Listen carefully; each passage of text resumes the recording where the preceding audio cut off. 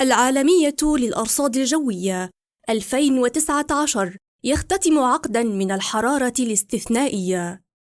أكدت المنظمة العالمية للأرصاد الجوية اليوم الثلاثاء أن العام الجاري اختتم عقداً من الحرارة العالمية الاستثنائية والجليد المتراجع وتسجيل مستويات سطح البحر بسبب الغازات الدفيئة الناتجة عن الأنشطة البشرية.